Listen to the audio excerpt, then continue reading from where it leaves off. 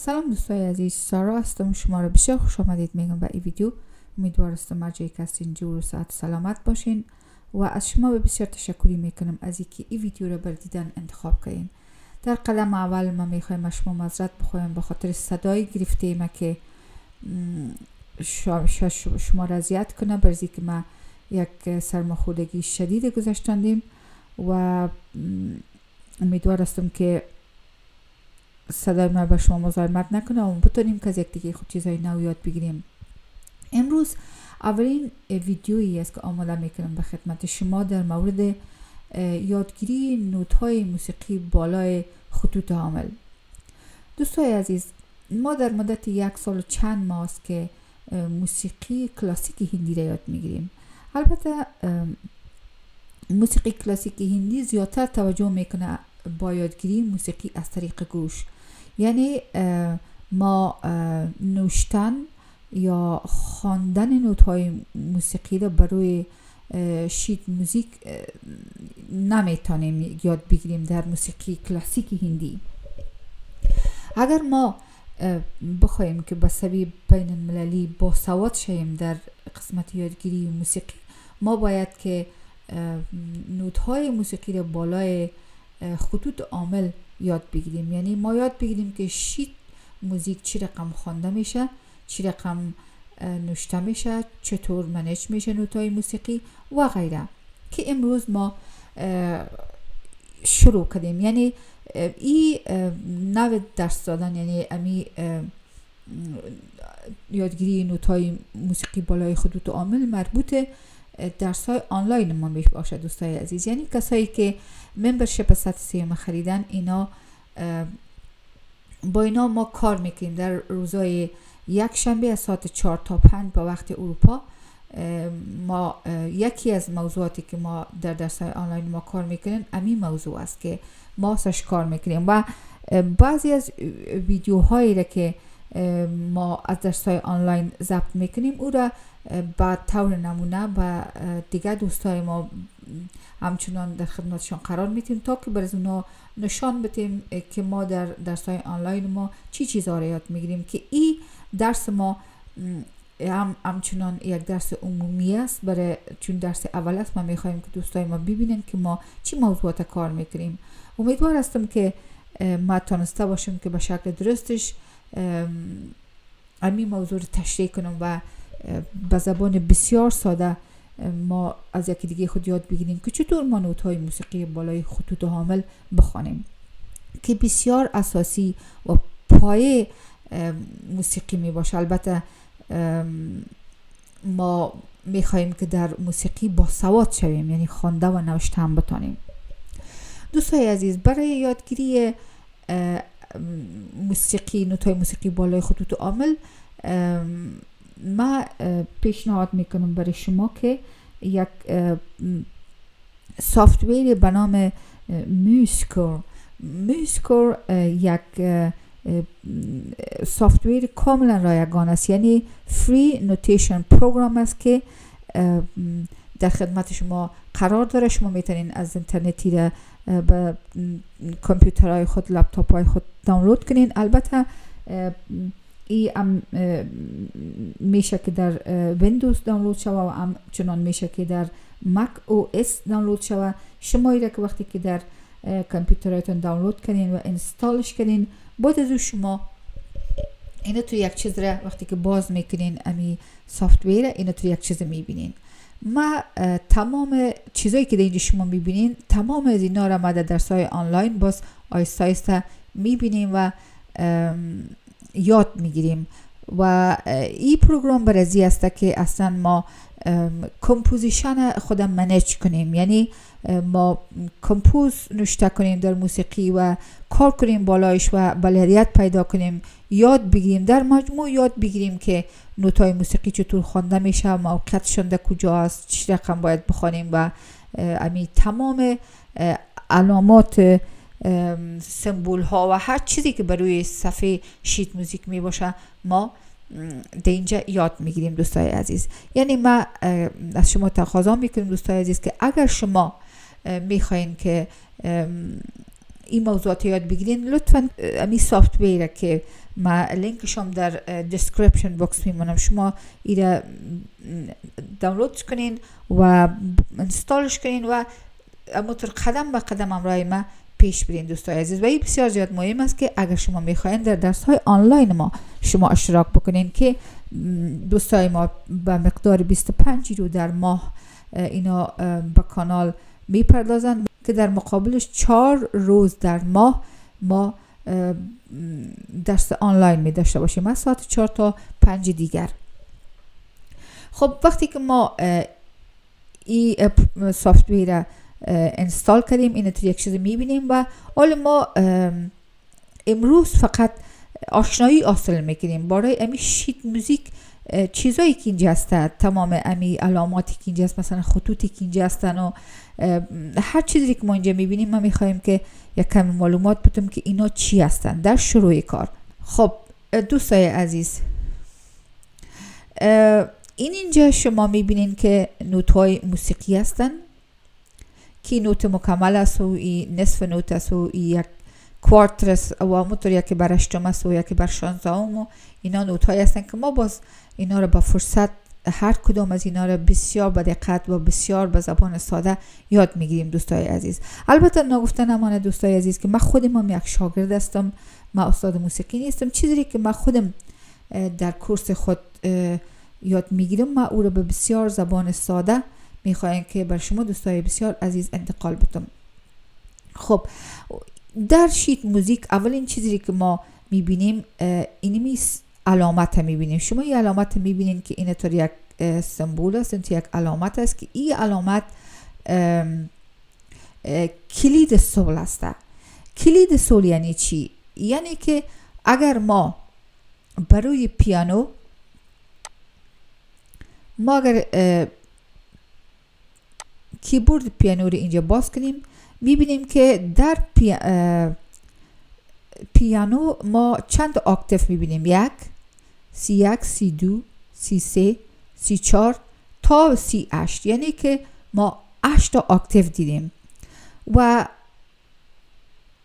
کلید سول ما در کجا است؟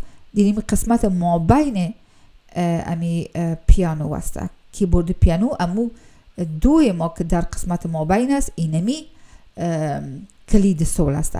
یعنی چی؟ یعنی که وقتی که ما اینجا که کلید سول برای ما نشان داده میشه، یعنی که نوت هایی که در اینجا میآید، در این بار میآید، این کلش مربوط اینی طرف است، یعنی از C4 طرف دست راست است. این نوت ها را ما مقصد ما است، این نوت ها، و طرف دست چپش نیست. از C4 طرف دست چپش این کلید فا است که امروز دست چپ نواخته میشه و ما فعلا امروز کار نداریم. خب چرا کلید سول؟ چرا کلید سول اینا میگن؟ چون که شما میبینین که اینمی مرکز امی علامت بالای سول آمده، بالای اینمی خط آمده که خط مربوط خط سول میشه. البته دوستای عزیز اینا ما چند لحظه بعد میبینیم که مقصد ما چی است، ولی فعلا ما میخوایم که امی خود صفحه را برای شما تشریح کنم. خب این علامتی که شما ببینین این کلید سول است که این در انگلیسی برش دستول کلف یا تروبل کلف گفته میشه. و 4/4 اینجا که از 4/4 تایم سیگنیچر، این تایم سیگنیچر از چی معنا داره؟ یعنی که در هر بار ما دمی هر بار 4 تا نوت قرار میگیره که این 4 که در پایین است معنای از این داره که هر نوتی که در اینجا 4 نوت قرار گرفته، هر نوت چقدر طول میکشه که یکی بر 4 مثل یک نوت مکمل طول میکشه. این معنی را داره. و این خطی که ما میبینیم اینی خطا را، اینی خطا را، این چیزا که هستن این به نام بالای یاد میشه، به نام بالای یاد میشه این هر کدام از این خط. و این برای چی است؟ این خطا چرا در اینجا آمده؟ مثلا شما میبینید که هر بار یا measure یک measure است، یک measure، و ای دیگه مژر یا بار. چرا اینا در بین از اینا یک خط است؟ به خاطر از اینکه نوت‌های موسیقی از یک دیگه جدا شوند، یعنی واضح شود. در غیر از او اگر تمام نوت‌های موسیقی پالوی یک دیگه قرار بگیرن بی‌نظمی میشه و خواندن نوت بسیار زیاد مشکل است برای آدم. که این خطا به نام بالای یاد میشه و از زمین اینمی یک که اینجا ما کلان نشانش دادیم، ولی در اینجا خوبتر نشان داده میشه که این از این خط تا به اینی خط، یعنی اینمی یک قسمتی که جدا شده ای به نام بال یا مژر یاد میشه و این خطی که در اینجا از به نام بال لاین است. و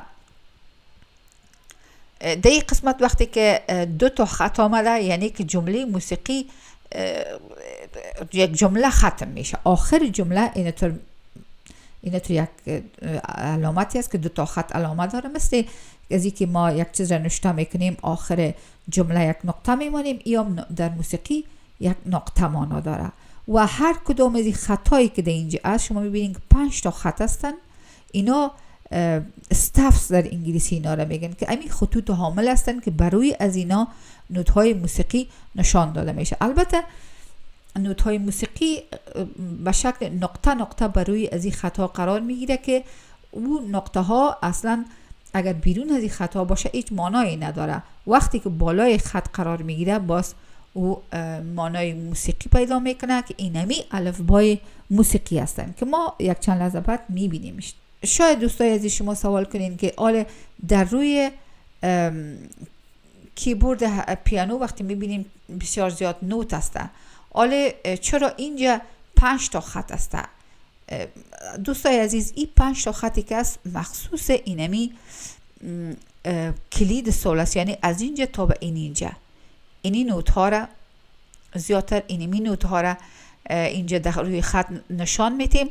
و چرا اینا را نشان میتیم؟ به خاطر از اینکه امو فریکونسی صدایی که در قسمت آوازخوانی استفاده میشه اینمی هستن، یعنی اکثرا کسایی که آواز میخوانن اینمی نوت ها را استفاده میکنن و به مو خاطر این 5 تا خط اینجا است که ما این نوت ها را بروی از این خط نشان میتیم. و اگر که تمام خط ها، یعنی میتونه که بسیار اینجا خط ها بیاید به خاطر از اینکه نوت های بسیار وجود داره، اما این کار را نمیکنن به خاطر از اینکه بسیار باز زیاد میشه و بی‌نظمی میشه و کس نمیتونه شیت موزیک به طور آسان و ساده واضح بخونه.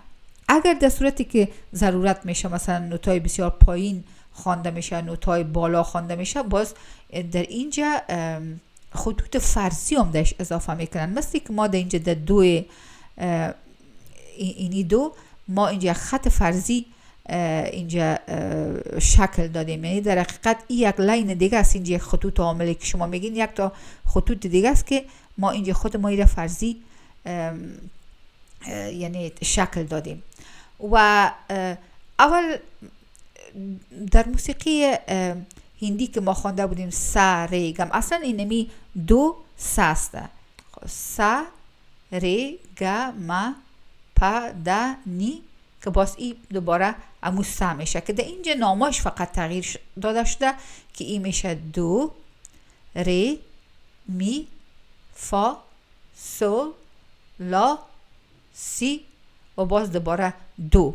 یعنی این نام های بین المللی هستن که بسیار مملکت ها امین نام ها را استفاده میکنن، اما در بعضی از ممالک انگلیسی زبان نوت های موسیقی به نام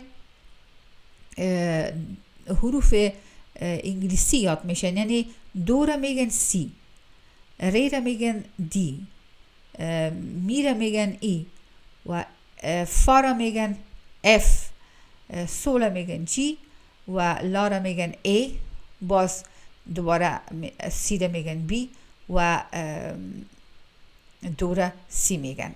یعنی ناماشون این رقم فرق میکنه. این خوبتر است که ما یاد بگیریم، به هر دو شکل یاد بگیریم، به خاطر از اینکه باز در قسمت کوردا که وقتی کورد میگیریم باز از حروف انگلیسی از اینا استفاده میکنیم در قسمت کوردا.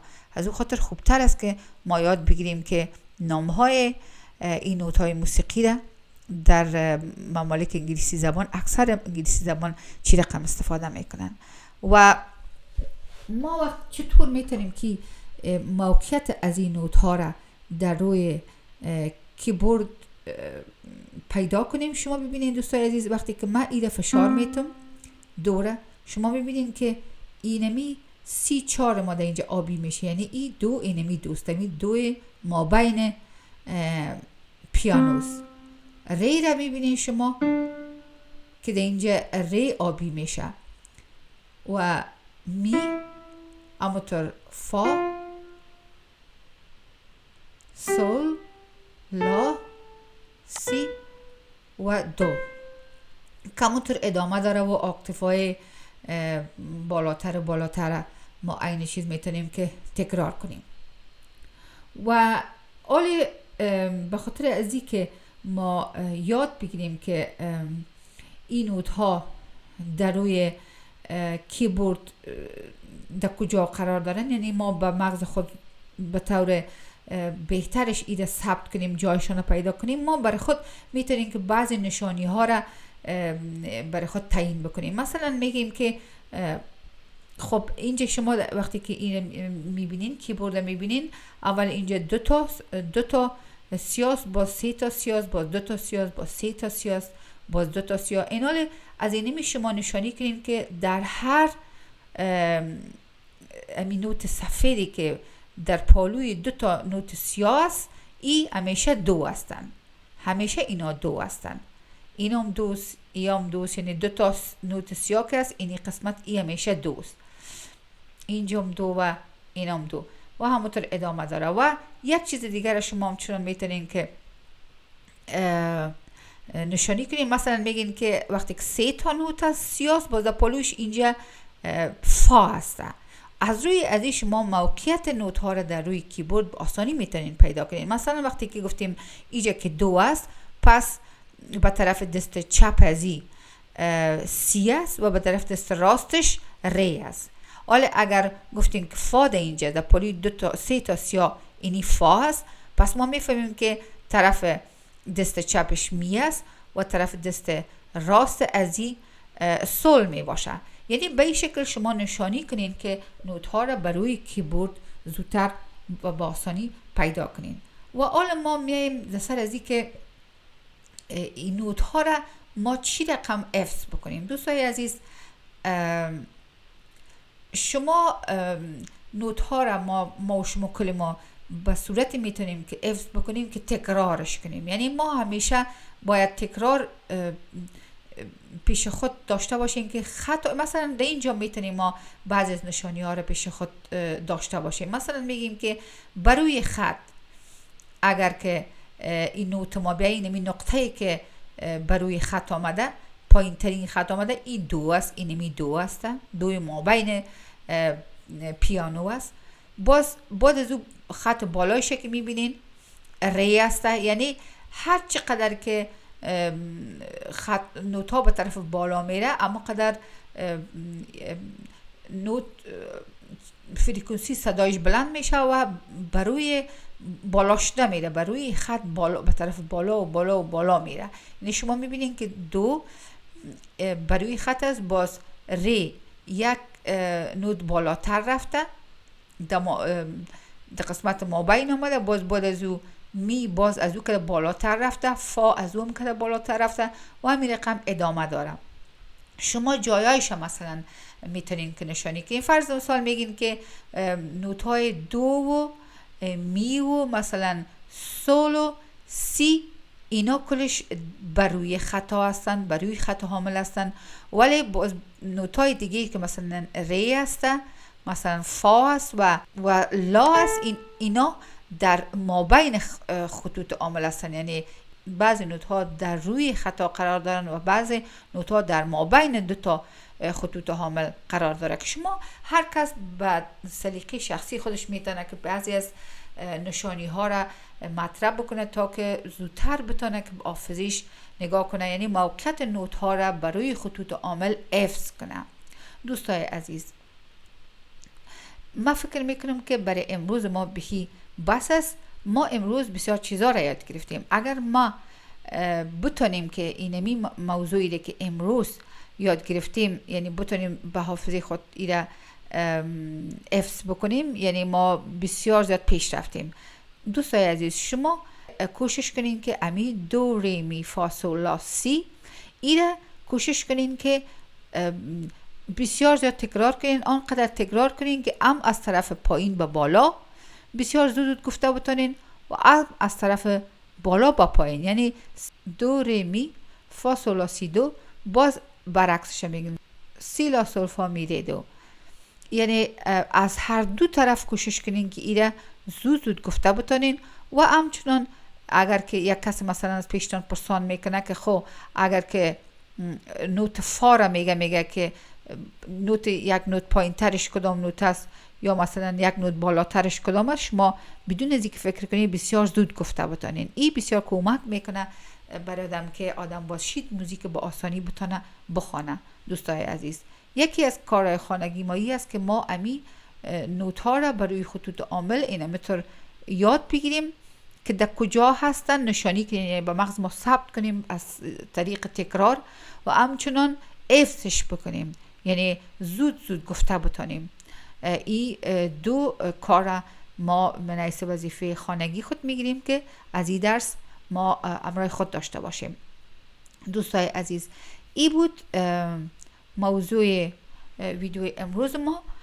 امیدوار هستم که جالب بوده باشه. اگر شما میخواین که در این درس‌های آنلاین اشتراک کنین، ما ویدیو را در آخر ویدیو برای شما میگذارم که شما ویدیو رو ببینین. بازم برای کسایی که ندیده که چطور شما میتونین که عضو ممبرشیپ ما شوین و ما بتونیم که درس‌های آنلاین مشترک داشته باشیم. دوستای عزیز، تا ویدیوی دیگه شما نازنینا را همه را به خدا میسپارم. بدرود.